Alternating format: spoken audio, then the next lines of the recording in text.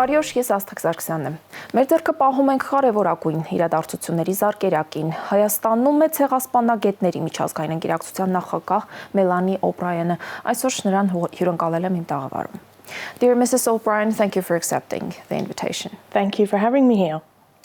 As of 2022, governments all over the world of 33 countries, United States, Canada, Germany, France, Italy, among them have recognized the Armenian genocide, but the legal successor of the perpetrator has not seen any consequences. I'm referring to modern Turkey right now.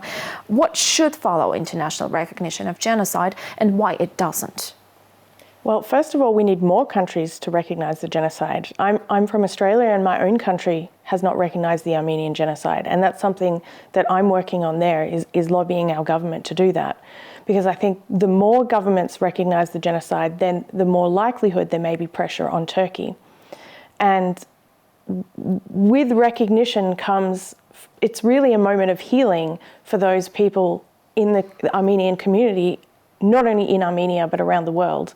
Those people whose families were lost so many years ago. And that's really the most important part of recognition is the healing process, is actually having this, even if modern day Turkey weren't the perpetrators, is actually having them say, yes, we acknowledge that this happened and this happened to you and your people, this happened to your community. It's really important. But what it can also lead to, thinking of a legal perspective, it can also lead to reparations, and that's often a reason why countries don't want to acknowledge what they've done, because they don't want to pay out reparations to the victims or to the victims' families. But other than that, it can also lead to things like memorialisation, which is really important. Memorialisation in terms of locations such as statues, memorials, museums, but also events, so annual recognition events, but at the particular location where these types of events happens, which is also really important for the communities, for the survivor communities and their families to attend and to be able to go to these types of memorial locations, again, as part of the healing. And that could also be a really significant part of improving relationships between Turkey and Armenia going forward. Dr. O'Brien, is it realistic or is it utopistic to believe in restoring historic justice in a modern day world with commercial and political, very strong ties with a powerful Turkey? I think it depends on the leadership, and I think at the moment the leadership of Turkey, you mean? Yes, absolutely, leadership of Turkey at the moment. We have an authoritarian leader in Erdogan, and he is a leader who doesn't respect the human rights of his own people. So I'm very sceptical. I don't think that he is a leader who will recognise the Armenian genocide.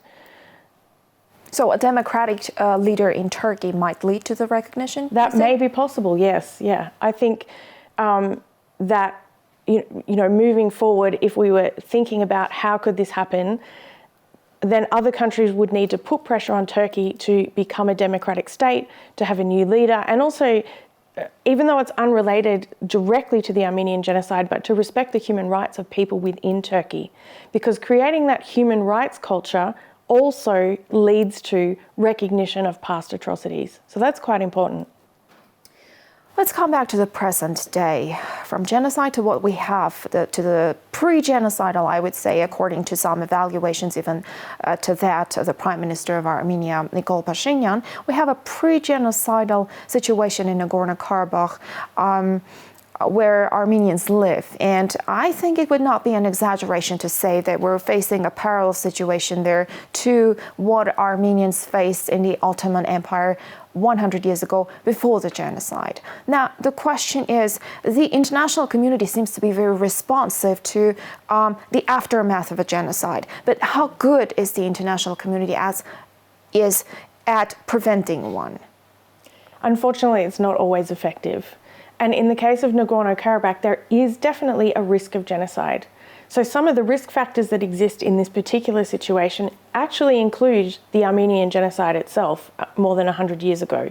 Because you have a prior genocide and you have that history, and you have the history of violence, that connection between Turkey and Azerbaijan, that exists there too. And we have ethnic conflict, And we have a country, namely Azerbaijan, that doesn't respect human rights. So you have this sort of boiling pot situation where there is actually quite a high risk of genocide going on. And I think one of the reasons why the situation in Nagorno-Karabakh, the conflict and also the risk of genocide has gone unheeded is because Armenia is such a small country and it doesn't have resources. Again, I'm skeptical. When a small country doesn't have resources, then the powerful country that could step in and take action don't necessarily do so. Because often this comes down to trade relationships, it comes down to access to resources in other countries. I know that sounds skeptical, but that is the skeptic in me when it comes to these kinds of things. And this also stems from, obviously, I've been keeping an eye on what's been going on in Nagorno-Karabakh, but it's been incredibly difficult to do so. It's not being reported on outside of Armenia. So it's actually very difficult to get an idea of what's going on the ground in the current situation as it has progressed over the past couple of years. So it's very difficult, even for people in their own countries, to then say, for example, lobby their own government to do something about it, because they simply have no idea what's going on. You're making it sound like it's a lost game, but I still want to see some hope in the whole process. What can Armenia do, or what can Nagorno-Karabakh itself do so we can get some results to increase awareness of what's going on? What other steps can be done so that the international community steps in and says, you know what, that's enough, stop it, and after all, we're living in the 21st century? I think there needs to be a lot more lobbying, first of all, in the United Nations, but I think also lobbying of individual governments. So, for example, Armenia has a strong relationship with France, and I know that there has been some movement there with President Macron and this situation, but there needs to be more of that. And then there needs to be also more lobbying of the United States. There is a very large Armenian diaspora living in the United States. So that diaspora, but also the Armenian government, should be lobbying the United States to take action here. So putting political pressure on Azerbaijan right now might work, you're saying? I think so. And you've also got this situation now. We obviously have the conflict in Ukraine, and yet what we have in Nagorno-Karabakh are Russian peacekeepers. So there's obviously this very delicate situation. So I think it's actually a perfect time for Armenia to be lobbying the United States government to step in and take action and, perhaps remove the Russian peacekeepers and have other options on the table there. You could have the United Nations bring in a United Nations peacekeeping operation as well, for example. We could talk more about whether they would be interested or not, but I would like to come back to the genocide issue and the relationship between Armenia and Turkey. You are aware of the process of normalization that is going on right now, although we haven't made much practical progress yet. But we're seeing some steps that are being taken by the sides. And I would like to ask, I can see the political will on the Armenian side, but do you believe that this is what Turkey wants? And is this the way it works? I mean, do you re-establish diplomatic ties? Do you reopen the borders? I'm talking about Turkey. And then only you face your traumatic past, or it works just the vice versa. That is, you face your traumatic past and then only you establish diplomatic ties. I think you can do it either way. And I think it's really positive that Armenia is looking to normalize relationship with Turkey, because ultimately in the future, possibly not under the current leadership, but that could then lead to recognition of the genocide. If this relationship between the two countries becomes more normalized, becomes more friendly, then perhaps it could lead to that in the future. So I don't think that there's any one way to say it. I don't think we need to say that you have to deal with the past first before we normalise relationships. If you can do that, that's fantastic. But in the current situation, it's obviously really difficult to do that, and it's probably not going to happen. So I think this is a good step forward to normalise relationships first, and then hopefully, it would be wonderful to see that lead to recognition of the genocide by Turkey. So you're saying we should change the sequence of steps. That is, we've been aiming, and the diaspora has been aiming to first reconcile and then only to reestablish the ties. Now you're saying we should be doing just the opposite and it might work. I'm not necessarily saying we should be doing, but if the normalization of relationships is something that is already happening, maybe we should be going that way. And I don't necessarily think that means we should stop lobbying for recognition, because you can continue to do that at the same time, because it's such an important thing to be looking for and to seek from the Turkish state. Do you believe that Turkey is just saying we want to reestablish ties, or are they playing a game, or this might be sincere? I can't really speak to that. I'm not really sure. All right, let's pass on to what brings you to Armenia. I'm in Armenia to be part of the Global Forum Against the Crime of Genocide. I'm the president of the International Association of Genocide Scholars, and our association is a supporter of the Global Forum. It's a really important event for us as scholars, but also an important event globally. I mean, this brings together government representatives from around the world, United Nations representatives, scholars, non-governmental organisation representatives, and each time they have the forum, they have a different theme. What is relevant now in terms of thinking about genocide prevention, punishment and education.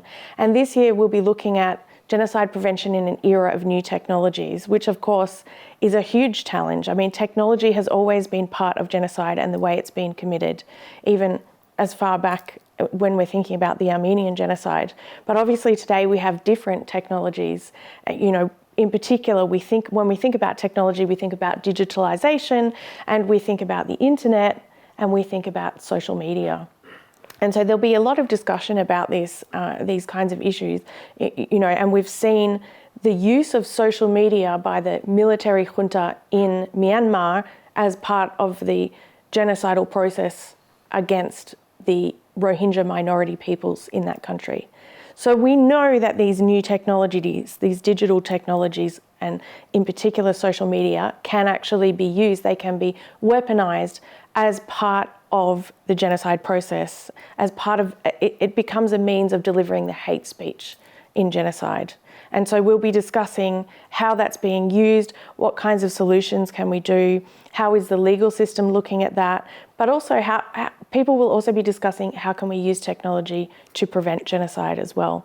So a lot of really important and very current issues around, even though genocide has been around for a long time, there's an evolution in technology, so an evolution in how it can be committed. So definitely really important and really current issues that we'll be discussing.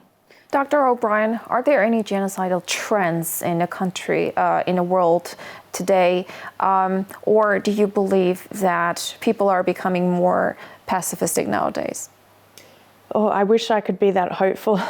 No, unfortunately, there is always conflict going on and around the world in multiple countries. I mean, for example, the conflict in Syria has been going on for more than a decade, and it continues. And of course, we have the current conflict in Ukraine.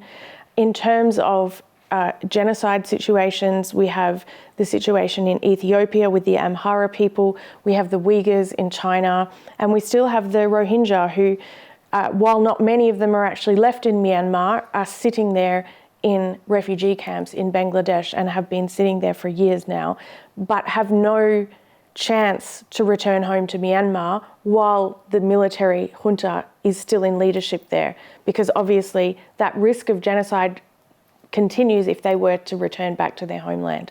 So there are several situations around the world at the moment where we have conflict, and there are also several situations where we have genocide or at a minimum a risk of genocide.